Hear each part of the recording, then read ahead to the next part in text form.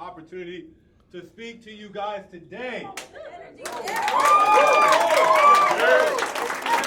Let's go, Jay Money. Guys, who knows who I am? Who am I? Who are you? Guys, my name is Jared McKay, born and raised in Stone Mountain, Georgia. Now, I done said some bad things about Stone Mountain. I'm gonna let it slide, guys. So Stone Mountain is kind of prestigious for some good reasons, for some bad reasons. It's actually quoted in McKay's "I Have a Dream" speech, right? He actually says, "Let freedom ring from Stone Mountain of Georgia to Lookout Mountain of Tennessee." But Stone Mountain is also a Confederate monument and a museum, right? So it's good and it's bad, right? But it's wild because it's 98% African American, right? So guys, grew up two-parent household. My mom's from Loudoun County, Virginia.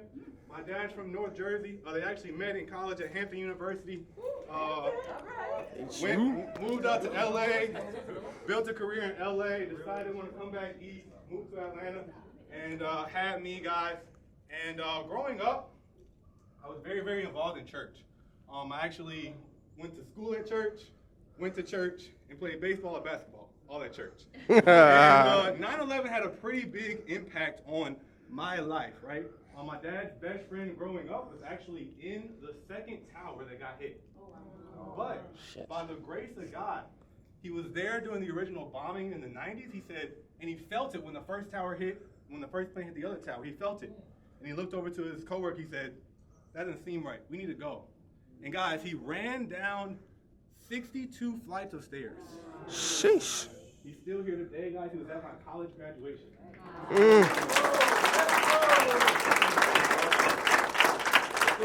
Every time I see him, man, I just give him a big hug, man. But 9/11 changed my life for a different reason because a couple months afterwards, my dad ended up getting laid off, right? Now, growing up, my dad worked. My mom was a stay-at-home mom, right? So 9/11, my dad gets laid off. I don't know anything until like 6 months later. They sit me down, they have a conversation. They say, "Hey, Jared, we know you've been going to church for school. That's no longer going to happen. You are now going to public school." And I remember my day laying on the couch crying. I was going to have to make new friends. And I was like, this is awful, this is awful. But it worked. Fast forward, guys.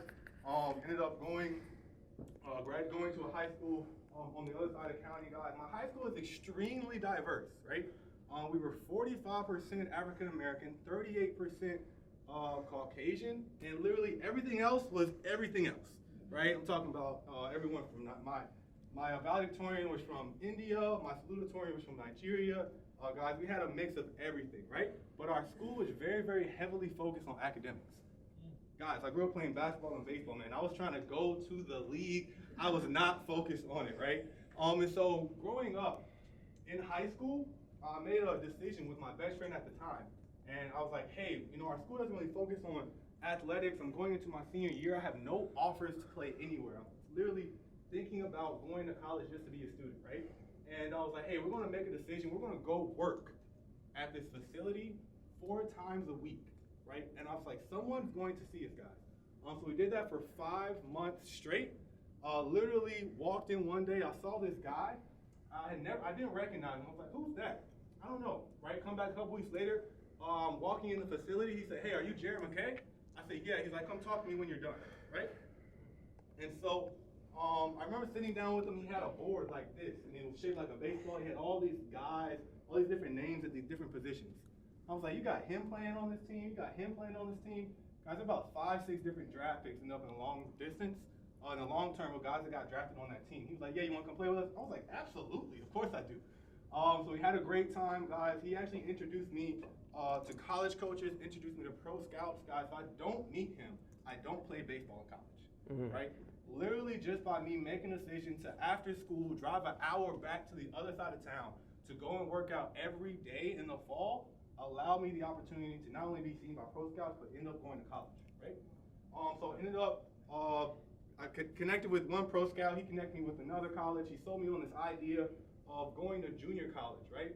Now, for everyone here, athletics may be important to you, may not, maybe. For me, it was extremely important. There's a little weird thing about college baseball. If you know someone that plays college football, you can't get drafted until you're a junior or you're 21 years old, right? If you know someone that plays college basketball, you can get drafted after your first year of college. Guys, in baseball, you can do both. So if you go junior college, you get drafted after your first year. If you go D1, you have to wait 3 years. So he sold me on an idea of, hey, you go to junior college, you get drafted sooner, quicker, earlier. So, okay, that sounds pretty good, right? Went to a small junior college in South Carolina. The center fielder that they had before me, he was a 4th-round draft pick, got signed a $480,000 signing bonus. I was like, okay, I could be him for sure, right? Had a really good freshman year, came back sophomore year. Actually, the winter break of my sophomore year, guys, I get seriously sick. I end up getting mono. I lose 30 pounds in 2 weeks. I go from 185 to 155 in 14 days, right? This is weeks before my season's supposed to start, guys. I actually don't go back to school when everyone else does. I literally go back to school 3 weeks after everyone else because I was literally sick. I didn't eat, I didn't sleep. I had to sleep standing up, sitting up. It was ridiculous, guys. So sophomore year, that happened. By the grace of God, really got opportunity to go play at University of New Orleans and played down there for 2 years. Had a blast, had a ball, met a lot of great people. And I remember my senior season, I was going into it, and I had a lot of big dreams, a lot of big goals. I remember getting like calls and things from pro scouts like, hey, you know, these things are going to happen, these things are going to happen. And it just didn't work out that way, right? God has a funny way of sometimes putting you through certain situations to become the better version of yourself, right? And so I look back senior year, just some wild things. I literally had the worst month of my career at the most important time. And we ended up actually being 1 game away from going to the national tournament, NCAA tournament. If you follow like college basketball, like the big dance come March, well then basically we had the same thing. It just happens in June. We were 1 game away from going there, got to play that last game, had a blast, literally lost 9-7. 1 game away from going to the national tournament, right? So after that game, I just had like a calmness over me. And I remember, I just felt like I was saying, hey, your baseball career is over. It's time to do something else. It's time to do something bigger, right? And so it's always talking about, I was talking with Daniel the other day, I'm gonna give him credit. He talked about how a lot of times freedom is on the other side of our fear, right? And my biggest fear was that, hey, I've been an athlete for the past 18 years of my life at this point. What's on the other side of that, right? What does that even look like, right? And so I remember coming back to Atlanta, was working, got introduced to PHP through a family friend. Was like, hey, you graduated, you should come learn about money. Like, hey, that sounds pretty good. Came up to the office like this, completely blown away. Got started part-time, guys. Built while working full-time, was also building PHP. Did that for about 1.5 years. We went full-time back in 2019 after being in business for about 1.5 years, guys. The thing was, I came into PHP down in Atlanta, guys, had a much, much smaller office than this. And I broke a record in our office. Now, a lot of you guys are about to laugh. You're like, what, that was a record? That's insane, right? I was the quickest to hit director, guys.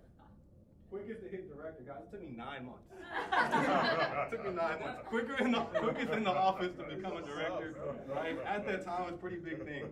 But then I felt like I caught a big head, right? I stopped being coachable.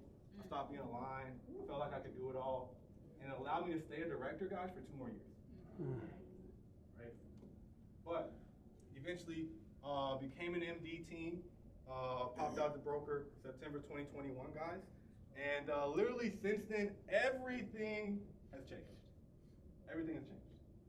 After popping out, guys, I just started having different conversations with my upline at the time. And I could tell he was like sliding away from the company. I could tell his mindset was changing.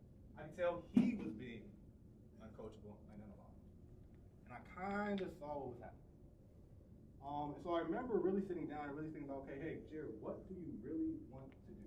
And who do you really want to be? And guys, sometimes it just takes that singular moment, that singular silent moment where you really just have to sit there and think, who am I really supposed to be here? Who did God really place me? Why did God place me here? Who did God place me here to impact? What lives did he place me here to change? And how am I going to make that my reality? And after sitting down for that time, I realized that I didn't want to leave here. I want to stay right here because of this. You can't find this anywhere else. And so I remember when that happened, my upline guys ended up leaving the company earlier last year. And And I remember one of the first calls I made to Chris Hart. Now, I met Chris about a couple months before. The first time I've ever seen Chris was 2019 on stage at PHPX where Kobe Bryant and George Bush speak. And I was like, that guy's pretty cool. I would love to go work for his team, right? I want to go work with him. And then I saw him again in January 2020, where he was like, I've got a West Coast team, I got an East Coast team. I was like, this is insane. Dude, coast to coast? This is wild. And then I remember meeting him face to face after popping out as a broker. I was like, okay, I can definitely, following SOS, I could definitely align with him. And when my broker ended up leaving, it was the first call I made, like, hey, Chris, I want to go run with SOS. He was like, you sure? I'm like, yeah, I want to go run with SOS. And since then, he's been a phenomenal leader to me and a phenomenal leader to SOS guys. But tragedy happened afterward. My upline ended up leaving the company, went to back focusing on other things. And 5 months later, he passed away. Jesus. Passing away, right? Now, it was kind of tough for me because at that time, we weren't talking like we should have been. At that time, he was frustrated. At that time, he was kind of disillusioned. PHP had obviously just been acquired. And it was bittersweet. It was extremely tough.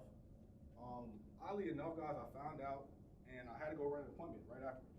I have no idea how I ran. I literally ran it on autopilot because I was not in that appointment. And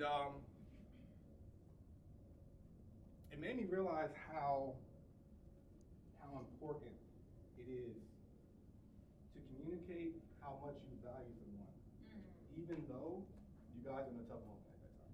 So good.